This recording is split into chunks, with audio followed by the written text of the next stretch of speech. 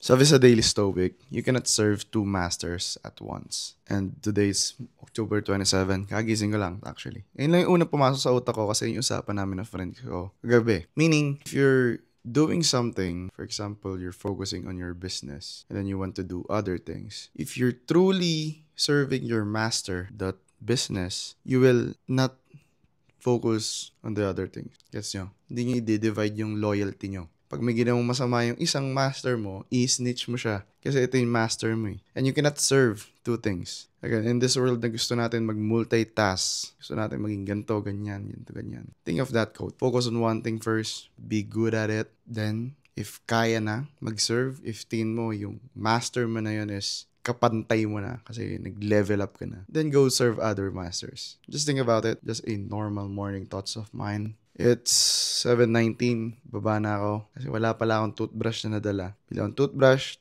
tsaka toothpaste. So, yeah, another day, another vlog. I'm still unpacking. And to be honest with you guys, sobrang daming gamit dito. Pakita ko na sa inyo. Right here. Yung mga impake ko.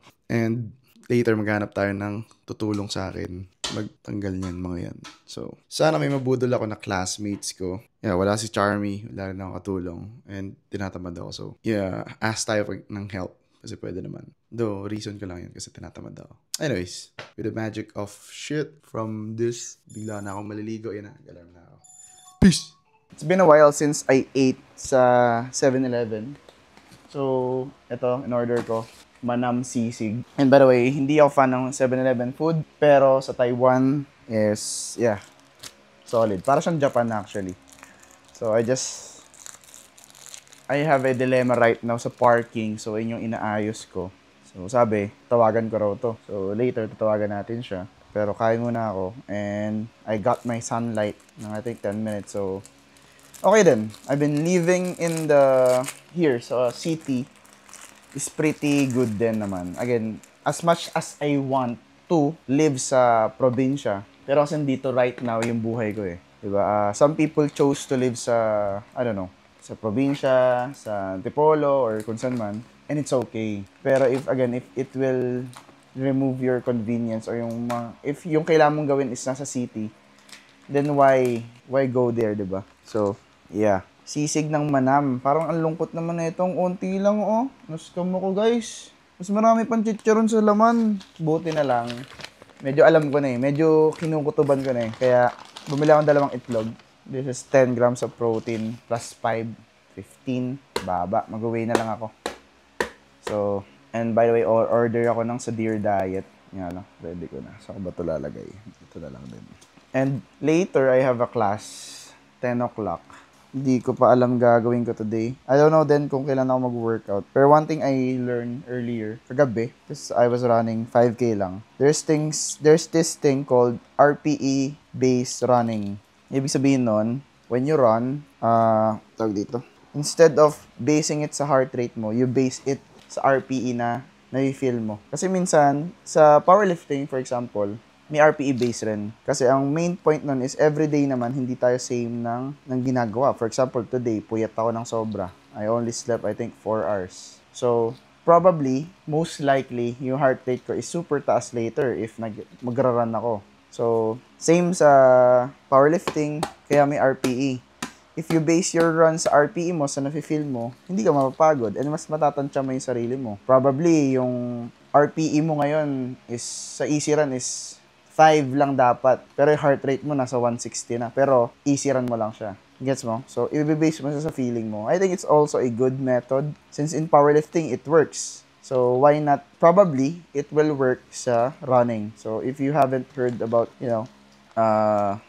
RPE-based training sa running, then probably you should try it too. Ako, ito try ko siya. I'll try to stick rin sa Garmin coach ko. 2 eggs. Tikman nga natin to. Na-curious ako sa lasa. Kita nyo ba? Hindi nyo naman kita eh. Baba natin guys. Yan. Dahil pang gamit dito. Later, wala na yan. Yeah. Okay. Lasang sisig sa Manam talaga. Pero yeah. For me, it's not worth it. Pero pantawid gutom, pwede na. To be honest with you guys. Pwede na. Hindi na ako galit. Mari college student ako. I buy this one. Okay.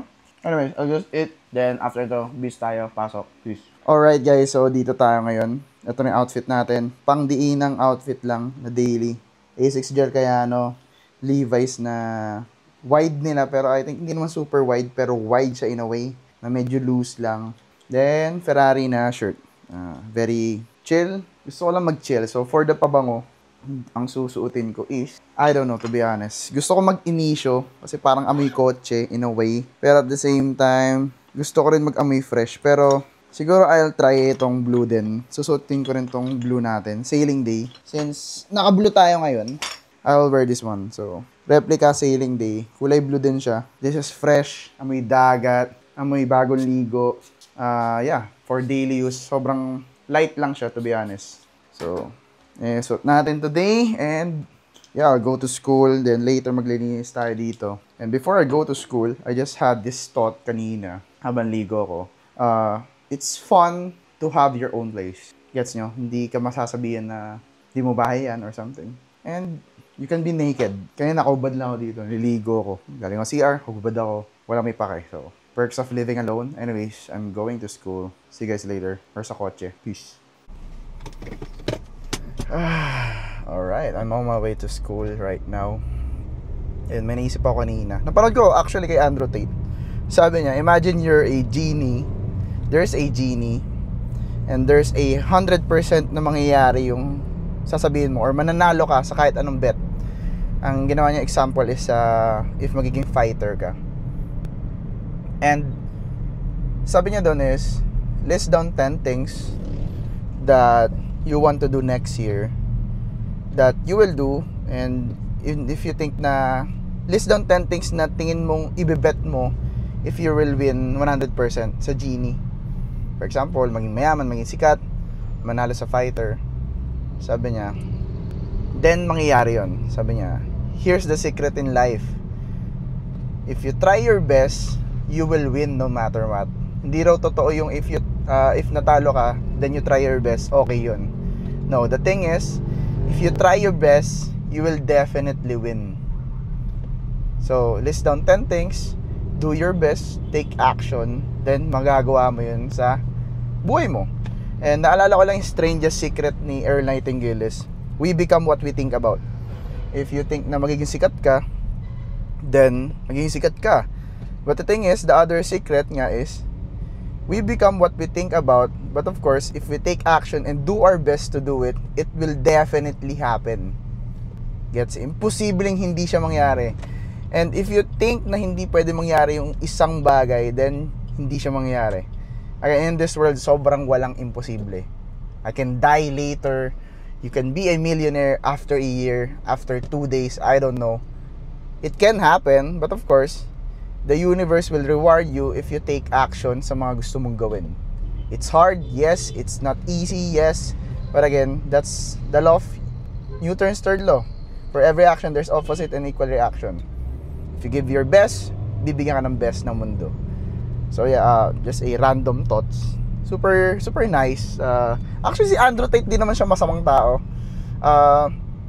Some people, I think, hate on him since meron siyang strong points and opinion. And that's how he is a parang KOL, Key Opinion Leader.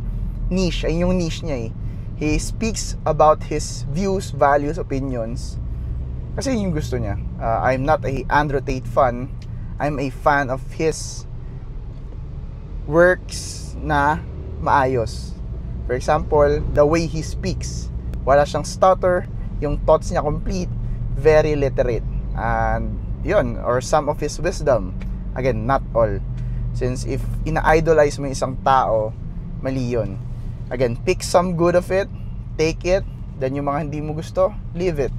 Simple life rule sa lahat. Kahit sa akin, pag may sinabi ako maganda na tingin, okay ito ah. But again, not all. Wag nyo akong i-glaze ng sobra. Wag nyo rin i-glaze kahit sino ng sobra. Kasi, that's not how life works. Kahit anong philosophy pa yan, again, pwede nyong paghalu-haluin kung ano gusto nyo. Since ganoon naman dapat talaga. You need to mix and match. Diba? Parang Jollibee lang. Gawa ka ng sarili mong views, gawa ka ng sarili mong vision, values, para magkaroon ka ng sarili mong identity. Hindi yung parang, hindi, top G ako, ganito forever. No, create your own identity. Anyways, today, isa lang subject ko, to be honest. It's Monday, subject ko lang is si Miss Zason. So, 1 hour. So let's see, umalis ako ng bahay ng 10 minutes na ako na drive plus 1 hour. Pero imagine, sobrang lapit ko na lang sa school. Unlike before, took me 35 to 1 hour para mag-drive. Ngayon hindi. Ang dami ko pa nagawa, nakapag-edit pa ako kanina ng 3 videos. Ika-cut ko na lang later. So very productive ako lately. Then mamayang gabi magra-run tayo, maglilinis ang bahay, and hopefully may tumulong sa atin, kasi pag wala, mapapagod ako. Pero okay lang, I can still do it. Pero yeah, I'll probably hire someone to do it na lang, kasi wala namang masama mag-hire. May ambulansya. You know, whenever I hear ambulance, naalala ko dati yung na-ambulansya ako. And I get frustrated lagi sa mga taong hindi nag-give way sa ambulance, especially if may laman sa loob. Kasi it's a matter of life and death na rin eh. Pero yeah, anyway, share ko lang. It's been a while since I do create talking head contents. Actually, gusto nga siyang i-bring back ulit to help me speak sa camera fluently and without stuttering. Sabi nila, yung 30 days challenge or 100 days challenge of posting every single day, then trying to practice your words without using the filler words like I think, something like that. So yeah, that's what I'm gonna do for the next 30 days or so. So bear with me with my yapping. Alam ko naman kung nanonood kayo ng YouTube habang kumakain, so super healthy. Did you guys know our attention span is lower than a goldfish na? Literal. Super scary. Before it's 10 seconds yung time natin, then it goes to 5, and now it's lower than that. Super scary. And if you don't control or learn how to manage or maximize your focus, you're gonna lose in this distracted world. Sobrang daming distraction, and it's nice to, slow things down. It's good for your brain. Slowing down, yung pag sumusubo ka tapos nagchuchu ka na mabilis, try to slow down. It's good for your brain. Pag nagtutubrush ka ng tense, mag-relax ka na onte, it's good for your brain. Pero yeah, see?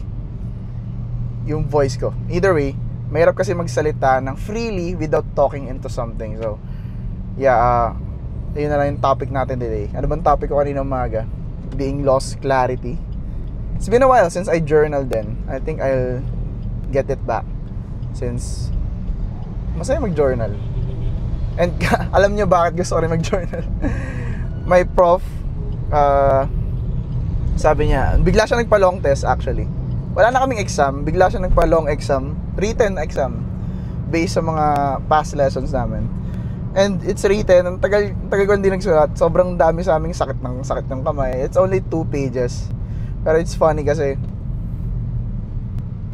I've been writing before every single night. So I think I need to write na din again. And that prof, naka-follow siya sa akin sa FB. She's pretty very good. Siya yung favorite kong prof lately. Straightforward. Medyo matanda na siya in a way, pero in a good way. Parang pwede mo siyang maging mentor, especially in terms of analytics, statistics, research, kasi yun yung forte niya. And one thing na natutunan ko sa kanya lately na sinabi niya sa akin is, we talk about my career. Kasi I don't brag sa school na content creator ako, since feel ko hindi pa ako deserving magsabi nun, kasi ang liit pa ng following ko. Gets nyo? Parang sabi, ayoko nang ganun eh. I don't brag it. Sinasabi ko lang wala akong work or something. Which is mukhang mayabang lalo para sa kanila. Pero yeah, personally, I don't use that term. Pero sabi niya, ang yabang mo naman yan. Anyways, we talk a lot. Then sabi niya, ano bang, based sa FB post ko, alam niya na agad ko anong niche ko. And nagsabi ako ng problem ko. Lately, my problem with my personal account is my time. Wala akong time mag-upload, mag-edit. And sinabi niya is, edi mag-hire ka ng editor mo. And sabi ko, miss, parang sayang yung expense eh. Sabi niya, if, again, your main puhunan is yung time mo. Sabi niya, focus on the low impact, low effort, high impact. Diba? Ang low effort, high impact is mag-hire ka ng editor, mas makaka-produce ka ng madami. High impact, high effort is ako mag-edit, ako rin yung magpo-post. Which is makes sense. Pero, ang isa niya pa sinabi is, focus on the contents that makes you money. And for me, yung isa lang naman nag-make ng money sa akin is crypto. And, yun pa lang. So, I need to create another more source of income na hindi lang siya nagbe-base doon. So, probably affiliation, I don't know, course, anything, digital business, service. So, I need, and from there, nagkaroon akong clarity kay Miss. I think I know it deep inside, pero I just need someone to tell me that. And it's pretty good, kasi straightforward siya. Ano bang ginagawa mo? Ano bang ano mo? Sayang pera mo, blah, blah, blah. May pera ka eh. Kasi, by the way, na-open yung about sa career ko kasi nagrent ako ng condo, nasabi ko lang na hindi miss, lumipat na ako sa Marikina. So you can afford, mayaman ka pala, rich kid ka, sabi, hindi miss, nag-work ako. Then from there, na-open na yung ganung usapan. Yeah, isin natin. So yeah, it's pretty good din. If you think about it, if I'm losing time sa edit, it's probably good then to hire someone. But the thing is, if you know how to edit your videos, andun pa rin yung onting parang, hindi, ako na lang kasi bakit di niya makuha yung gusto ko. Pero yeah, we'll see. If may editor dyan, na mura lang, especially mas maganda if malapit sa Marikina. Para kasi magkakaroon kami ng office doon. Pwede ka maging full-time editor, delivery kita sa gym, tsaka may sahod ka rin sa akin, allowance, if you may. Pero yeah, I think it's hard to find someone like that. Pero let's see, hindi ko pa naman tinatry. And yeah, it's been a while since I post nga sa internet.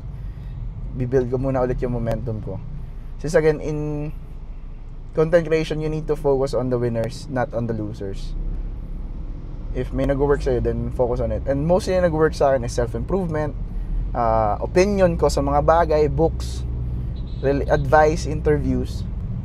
And yung mga hindi nag-work is yung mga random contents ko, which I solely agree, fully agree, kasi I just post random contents minsan kasi for the sake of posting, not to be intentional with it. So I think I will try to lessen that. And yeah, post more. Yun lang naman in content creation. You're tawag dito, competing with tons of people, random people, family, friends. You're competing with them, so kailangan mo talagang mag-excel in a way. You need to have your own thing, your own branding, your own shit, 'di ba? And lately nahihirapan yung ibang tao doon. Pero I don't know. I don't really know. I just need to take action. That's why I'm doing this. Kahit nakakatamad. And I think di nyo rin naman papanoyin yung buo. Pero sa mga makakatapos nito, umabot dito, congrats to you. Anyways, I'll turn it off na. It's been, I think, 10 minutes. Kakat ko na lang mga dead air para hindi naman kayo mahirapan. And mag-enjoy kayo ng kaunti habang kumakain kayo. Sana masarap ulam nyo. See you guys later. May kasama na ako dito later. Promise, magbubudol tayo sa classroom. Peace. Okay, may nabudol akong dalawa. This is before. Ito yung room. Papakita ko sa inyo, guys. Before. Dahil sa YouTube ko nilalagay. Before, ito yung bahay ko. By the way, classmate ko yan, dalawa. Baka gawan nyo kami issue. Yan o. Kita nyo yung t-shirt. Mamaya, wala na yan. With the magic of editing. Nasa ilalim lang wala. Okay. Ito, panggala. Ito, ano to? Pang-school. Ikaw. So, ano naman? Panggala din. Wala naman ang pambahay ko lagi sa ano. Panggala. Ba't ang dami kasi puti? Worker number 1. Number 2 pala. Guys, ang bayad ko sa kanila matcha. Matcha lang. Tsaka ermitanyo. Oh, galit pa sa ermitanyo. Yung kinain natin kanina. Wow! Yes, super clean. Parang bagong panganak. Let's go.